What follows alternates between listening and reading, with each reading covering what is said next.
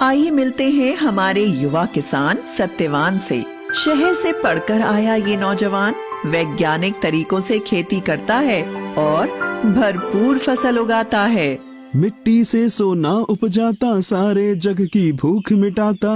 अब किसान हो गया ताकतवर, टेक्नोलॉजी आई है घर घर। और ये है सत्यवान का पड़ोसी किसान किशन लाल। अब तक मैं अपने बाप दादा का नाम रखने के लिए खेती करता रहा, पर अब मुश्किल बढ़ गई है।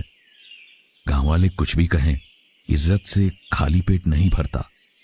ये खेत बेचकर शहर चला जाता हूं, कोई ना कोई काम मिल ही जाएगा। रामू और हरिया भी तो वही हैं। अरे यहां मेरी फसल मर रही है और ये सत्या खुशहाली के गीत गा रहा है। हर बार शहर से अच्छे खाद बीज ले आता है। जरूर इसके पास बहुत पैसा है। लगता है इस गांव में यही है जो मेरी जमीन खरीद सकता है। सत्या भाई, तुम किस्मत वाले हो। तुम्हारे हाथ लगते ही बंजर खेत लहलहा उठते हैं। मेरी तकदीर में तो खेती से कमाई करना ही नहीं लिखा। आमदनी अठन्नी, खर्चा रुपया। सोचता हूं अब शहर जाके कोई रोजगार करूंगा। अरे भैया, ऐसे हिम्मत मत हारो। अब मैंने फैसला कर लिया है, बस ये पुश्तैनी खेत कोई भला मानुस ले ले। सत्या भाई, क्यों ना तुम ही मेरी चिंता दूर कर देते। तुम्हारे खेत से लगता हुआ ही है, इसे मिलाकर अपना खेत बड़ा कर लो। सत्यवान ने कुछ सोचकर किशन लाल की 3 एकड़ जमीन 5 लाख रुपए में खरीद ली और किशन लाल ने शहर का रुख किया। सत्यवान के खेत में सोयाबीन की भरपूर पैदावार हुई। इधर किशन लाल ने एक कारखाने में नौकरी करके अच्छे पैसे जमा कर लिए। जब वह गांव वापस आया तो देखता है कि उसके खेत का तो काया पलट हो गया। अरे ये तो चमत्कार हो गया। मेरी बंजर जमीन पे इतनी उपज कैसे? किशन लाल ने खेत बेच तो दिया था, पर उससे मोह नहीं छूटा था। फिर उसी खेत को ऐसी फसल उपजाते देख उसका मन बदल गया। फिर रात भर सोचता रहा कि कैसे भी हो सत्यवान से अपना खेत वापस लेगा और जम के खेती करेगा। आओ किशन भैया, सब कुशल मंगल। वैसे तो सब ठीक है, पर शहर की भागम भाग से परेशान हो गया हूं। सोचता हूं गांव ही में रहकर खेती करूं, वह भी तुम्हारे तरीकों से। ठीक सोचते हो भैया, अपनी जमीन से जुड़ के रहने की बात ही कुछ और है। मैं भी इसलिए शहर से लौट आया। सत्या भाई, मैं अपना खेत वापस लेना चाहता हूं, क्या कहते हो? भैया बुरा मत मानना, पर मैं इसे बेचना नहीं चाहता। इस खेत पे बहुत मेहनत की है मैंने और खर्च भी लगाया है। वो तो दिख ही रहा है। तुमने 5 लाख में लिया था, मुझसे 7 लाख ले लो। भैया आप जिद ही करते हो तो आज इसकी कीमत कम से कम 10 लाख होगी। तुमसे ऐसी उम्मीद नहीं थी सत्या। मेरा ही खेत मुझे दुगने दाम पर बेचना चाहते हो? वो भी सिर्फ आपके लिए, वरना मैं तो बेचना ही नहीं चाहता। यह तो सरासर बेईमानी है। मैं ये मामला पंचायत में ले जाऊंगा। जैसा आप ठीक समझो भैया। क्यों बेटा, तू किसना को उसका खेत काहे नहीं लौटा देता? दादा, मैंने इस सूखे खेत को सुधारने में बड़ी मेहनत और खर्च किया है।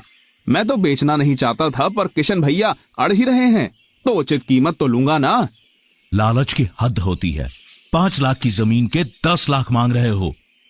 भैया जब जमीन आपके पास थी तो एकड़ की मुश्किल से 4 क्विंटल सोयाबीन होती थी, अब पूरे 9 क्विंटल उतरती है। भैया ऐसा भी हो सकता है क्या? क्विंटल ऐसा भी हो सकता है? अरे मुझे तो यकीन ही नहीं होता। हैं? इतनी उपज तो हमने कभी ना देखी ना सुनी। ये तुमने कैसे किया? इसकी मदद से। फोन से? वो कैसे? मैंने इसमें एग्री सेंट्रल ऐप डाला। इस ऐप में बुआई से लेकर फसल बेचने तक हर कदम पर सच्ची और अच्छी जानकारी मिलती है। बस मैं एग्री सेंट्रल की सलाह अपनाता गया और पैदावार बढ़ती गई। सरपंच जी, मेरा फैसला। अरे तुम रुको भी। सत्या, ये तो पूरे गांव के लिए फायदे की चीज है, जरा खुल के बताओ। इस ऐप में है मेरे 6 सच्चे साथी। पहला है क्रॉप प्लान। ये मुझे अपनी बुआई की तारीख के हिसाब से बताता है कि खेत को कैसे तैयार करना, कब कौन सी खाद डालनी है, कब कौन सा स्प्रे करना और कब सिंचाई। और हाँ, खाद, बीज, दवाई सबके लिए अच्छी गुणवत्ता वाले विकल्प भी सुझाता है। काका, साल दर साल हम एक ही तरह की फसल लगाते हैं। इससे मिट्टी की उत्पादकता कम हो जाती है और रोगों का हमला भी बढ़ता है। एग्री सेंट्रल बताता है कि फसलों का फेरबदल कैसे करें ताकि मुनाफा बढ़े, खेत उपजाऊ बने रहे। पर मैंने तो हर साल अलग फसल लगाई, महंगी खाद और दवा भी डाली, पर ऐसी फसल कभी नहीं हुई। आपको पत्तियां जली हुई दिखाई देती थी तो आप उन पर झुलसा रोग की दवा छिड़कते थे, पर असल में आपके खेत की मिट्टी में कीड़े थे जो फसल को जड़ से खा रहे थे। मुझे इसका पता चला साथी नंबर 2 से, जिसका नाम है क्रॉप केयर।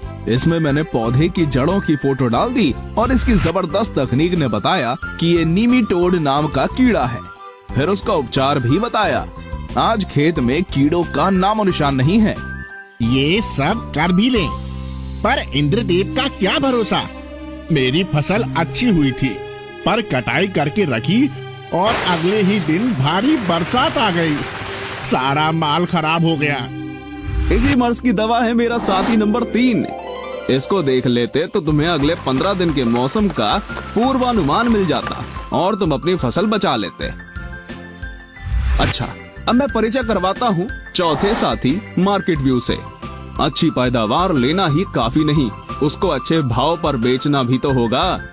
इसमें सब फसलों के देश भर के भाव और उनके उतार चढ़ाव की जानकारी मिलती है, जिससे मैं तय करता हूँ कि फसल कब और कहाँ बेचनी है। अरे वाह, मैं तो हमेशा अपना धान लाला को ही बेचता था, अब मुझे सही दाम मिलेगा। मेरा 5वां साथी बुलेटिन भी बड़े काम की चीज है। इसमें मैं कृषि जगत की खबरें पढ़ता हूँ।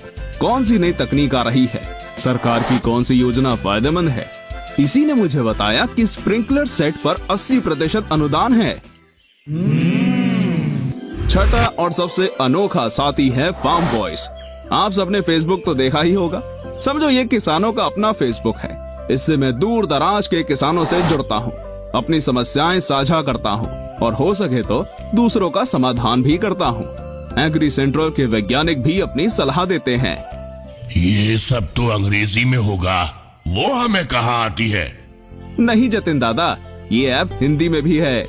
आप अपनी भाषा में पढ़ सकते हो और लिख भी सकते हो। जब ये ऐप इतना सब कुछ देता है तो इसकी कुछ फीस भी तो होगी। नहीं रमेश, ये बिल्कुल मुफ्त है। लाओ, अभी तुम्हारे फोन में डाल देता हूँ। भाई, तुमने वाकई में कमाल कर दिया। ये खेत तुम ही रखो और दिन दूनी रात चौगनी तरक्की करो। तुमने मुझे एग्री सेंट्रल दे दिया, यही मेरे लिए काफी है। मेरे भाई की जमीन परती पड़ी है, उसकी साझेदारी में खेती करूंगा और तुम्हारी तरह खुशहाल किसान बन जाऊंगा। स्मार्ट किसान भैया। लो जी, इन्होंने तो अपना झगड़ा सलटा लिया और गांव वालों को एक खजाने की चाबी भी दे दी। जब हो अच्छी पैदावार हम कैसे माने हार, आ गया है एग्री सेंट्रल लेके खुशियों की बौछार।